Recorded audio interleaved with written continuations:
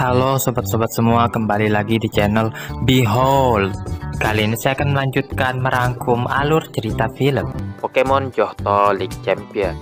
Kompetisi memancing Seaking berlangsung sangat seru ya guys ya. Satoshi dan kawan-kawan beristirahat di pinggir danau. Mereka membiarkan para Pokemon berenang dan bersenang-senang. Kasumi peringatkan Poliwhirl agar jangan mengapung terlalu jauh. Tapi tiba-tiba Poliwhirl muncul di belakangnya, menyerang Poliwhirl secara babi buta sampai Pokemon itu pingsan. Tokyo yang merupakan trainer Poliwhirl muncul, menghina Kasumi karena Pokemonnya lemah sekali. Kasumi membela dirinya, sebagaimana Satoshi dan Takeshi juga mendukungnya.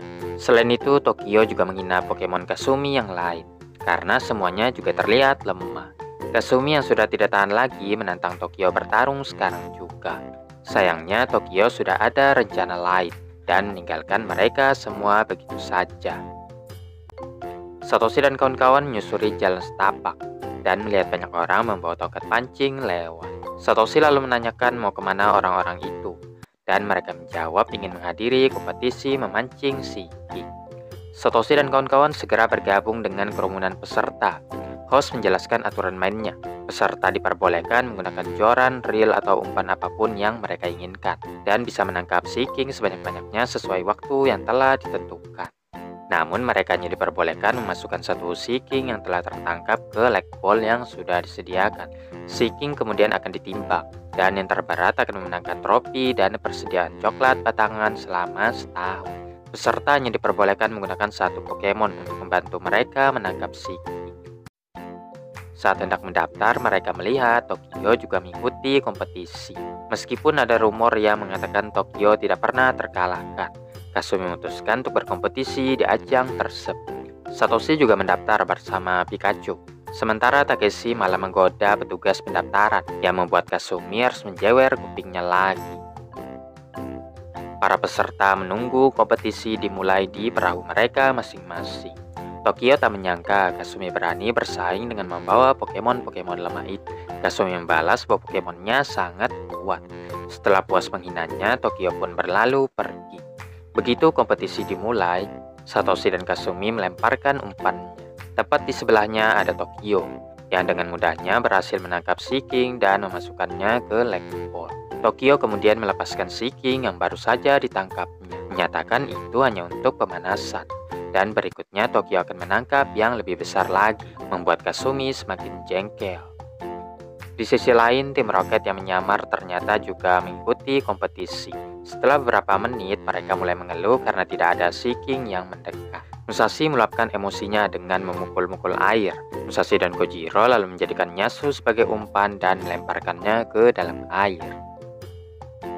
Ketika Nyasu menemukan Seaking, tali pancing Kasumi melingkari lengannya dan menariknya ke atas. Kedua belah pihak menyangka mereka telah menangkap Pokemon yang besar sekali, dan mereka pun menariknya dengan sekuat tenaga. Perahu diseret ke arah satu sama lain sampai mereka bertabrakan. Satoshi dan kawan-kawan tentu tidak mengenali tim Rocket yang menyamar. Mereka langsung pergi setelah meminta maaf. Nyasu kembali ke permukaan ya guys ya.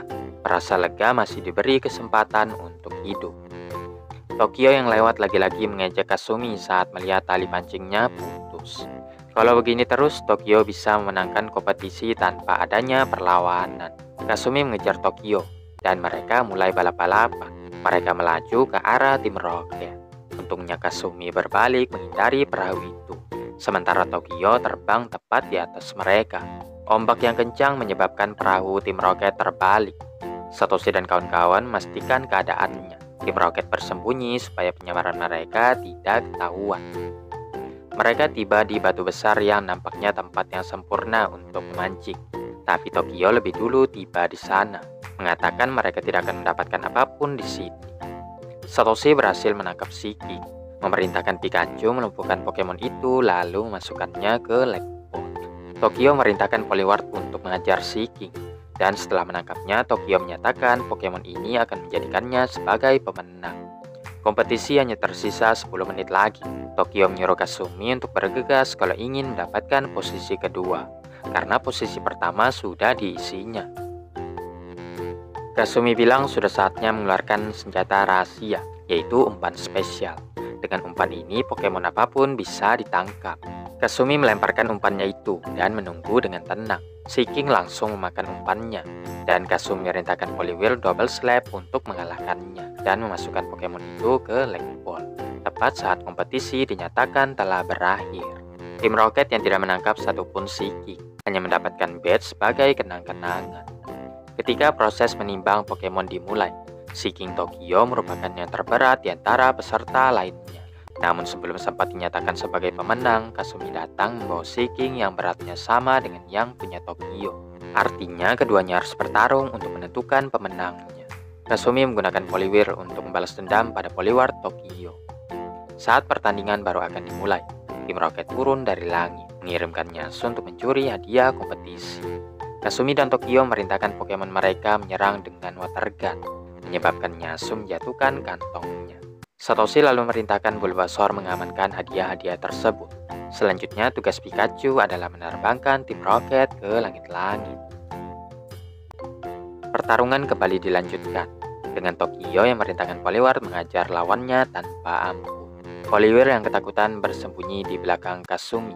Tiba-tiba Pokemon lainnya keluar untuk menyemangatinya, sehingga Poliwhirl pun siap untuk bertarung lagi ya guys ya. Tokyo bilang apapun yang dilakukan Kasumi hasilnya akan sama saja. Namun Kasumi tetap tidak menyerah, memerintahkan Poliwhirl combo Bubble dan Mega Punch. Setelah menghindari serangan musuhnya, Poliwhirl menggunakan combo Bubble dan Water Gun untuk mengakhiri pertandingan. Kasumi merayakan kemenangannya, sedangkan Tokyo menarik perkataannya dan meminta maaf atas perlakuan kasarnya terhadap Kasumi. Kasumi tentu saja memaafkannya. Setelahnya Kasumi sibuk membagi-bagi coklat kepada teman-temannya, memastikan semuanya cukup untuk semua orang. Ketika Satoshi dan kawan-kawan mampir ke Pokemon Center, Takeshi terlihat sedang memeriksa emailnya. Takeshi menemukan email dari Yuki, seorang Pokemon breeder sama seperti dirinya. Dulu mereka pernah bertemu, dan Takeshi banyak mendapat pelajaran berharga darinya, termasuk disuruh untuk menjaga Vulpix. Yuki menyatakan keikutsertaannya dalam kontes kecantikan Pokemon. Namun Yuki bilang ia membutuhkan Pokemon untuk bisa ikut kontes itu. Takeshi yang bersemangat mengajak teman-temannya untuk mendatangi Yuki. Sesampainya di kota, Takeshi memutuskan untuk meminjamkan Vulpix kepada Yuki, karena dulu Yuki pernah membantunya merawat Pokemon ini. Takeshi juga siap kalau disuruh menemani Yuki, dan rela meninggalkan teman-temannya demi bisa hidup bersama Yuki. Kasumi hanya takut Takeshi belum tentu diterima oleh Yuki. Sementara itu, tim Rocket ternyata juga telah tiba di kota. Mereka mengenakan pakaian super modis dan berencana untuk mengikuti kontes supaya cepat kaya. Satoshi dan kawan-kawan menunggu di halaman sambil melihat-lihat para peserta lainnya. Tiba-tiba Vulpix lepas dari genggaman dan menuntun mereka menuju ke Yuki. Vulpix yang rindu menjilati Yuki yang sudah lama sekali tidak bertemu dengannya. Takeshi berjalan mendekat dan dengan gugup memberikan sebuket mawar merah kepada Yuki. Takeshi mengungkapkan kebahagiaannya karena bisa melihat Yuki bersatu lagi dengan Vulpix. Yuki kemudian mengajak Takeshi untuk mengikuti kontes sebagai pasangannya. Mendengar hal itu, Takeshi langsung pingsan karena malu. Satoshi mencari Kasumi yang pada saat itu sedang bersama seorang pria dan Ninetales. Pria itu sedikit kesal karena Kasumi selalu bertanya tanpa henti. Sampai kemudian Yuki memanggil namanya, menegurnya untuk sedikit lebih sopan. Hibiki segera menenangkan diri dan meminta maaf.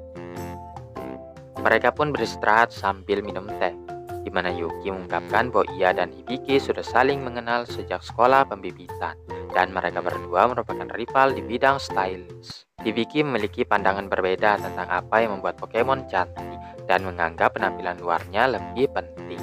Berbanding terbalik dengan Yuki yang percaya kecantikan Pokemon berasal dari dalam. Takeshi kurang sependapat dan membentak Hibiki. Hibiki bilang perkataannya bisa dibuktikan lewat Ninetales yang memiliki bentuk yang sangat cantik. Setelahnya Hibiki pergi untuk mempersiapkan kontes yang akan datang. Takeshi menyatakan Yuki harus fokus dengan Pokemonnya dan menganggap Hibiki sebagai saingan mereka. Yuki pun mengangguk setuju. Musashi dan Kojiro memberi sentuhan terakhir pada penampilan Nyasu. Nyasu yang melihat penampilannya menangis karena mukanya amburadul. Tapi teman-temannya menutup mulutnya karena berbicara hanya akan mengurangi kecantikannya. kontes akan segera dimulai. Satoshi dan Kasumi menunggu giliran Takeshi dan Yuki yang akan tampil sebentar lagi. Di belakang panggung, para peserta terlihat mempersiapkan para Pokemon sebelum tampil. Tim Rocket menculik dan menggantikan trainer yang hendak tampil. Ketiganya memasuki panggung dengan tampilan luar biasa dari para Pokemon. Para penonton juga terkesan dengan penampilan Tim Rocket yang unik. Sampai kemudian peserta yang disabotase oleh mereka datang bersama petugas Junsa. Tim Rocket pun langsung diusir keluar dan dilarang keras datang ke sini lagi. Tapi mereka akan segera kembali dengan rencana baru. Singkat cerita, Tim Rocket muncul ke belakang panggung dan menyamar menjadi dokter. Memberitahukan kepada semuanya ada aturan yang mengharuskan para Pokemon diperiksa sebelum kontes dilanjutkan. Perlu diingat hanya para Pokemon yang diizinkan untuk masuk, sementara trainernya menunggu di luar dulu. Tim Rocket memasukkan para Pokemon ke dalam kontainer dan bersiap kabur. Para peserta yang mulai penasaran meminta Tim Rocket untuk membalikan Pokemon mereka. Takeshi menyuruh Geodude untuk mendobrak pintu. Mereka pun melihat Tim Rocket mencoba kabur dengan balon udara. Satoshi dengan cepat memerintahkan Shiny Noctowl untuk meletuskan balon udara Tim Rocket, menyebabkan mereka jatuh ke tanah. Kemudian Pikachu menggunakan Thunderbolt untuk membuka kunci, dan semua Pokemon di dalamnya bergegas kembali ke trainernya masing-masing. Tim Rocket yang melakukan perlawanan berhadapan dengan Yuki dan Hibiki. Mereka berdua merintahkan Vulpix dan Ninetales melancarkan Fire Spin, mengirimkan Tim Rocket terbang ke langit-langit. Takeshi merasakan persaingan yang hangat ketika melihat Yuki dan Hibiki yang terlihat cocok dan bisa bekerja sama dengan baik. Akhirnya kontes dilanjutkan lagi, dengan mereka yang menonton dari belakang panggung. Hibiki akhirnya mengakui pentingnya melihat Pokemon dari luar maupun dalam. Hibiki lalu mengusulkan untuk membuka salon kecantikan Pokemon bersama dengan Yuki. Semuanya mendukung ide tersebut, termasuk Takeshi yang mengakhiri kegilaannya pada Yuki. Menyadari Yuki lebih pantas bersama Hibiki, sedangkan Takeshi akan mencari wanita lain yang lebih cantik.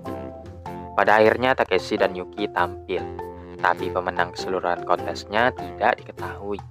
Pikachu dan kawan-kawan terdampar di pulau terpencil. Pikachu dan Charmander lalu menanyakan kepada Slowpoke, di manakah mereka berada sekarang.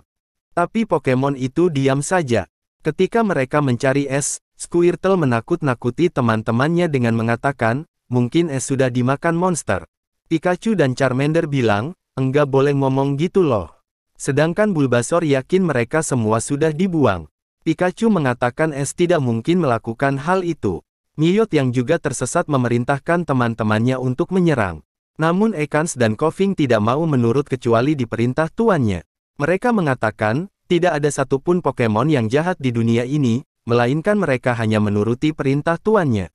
Akhirnya semua Pokemon sepakat untuk mengikat Miyot di pohon selagi mereka makan malam.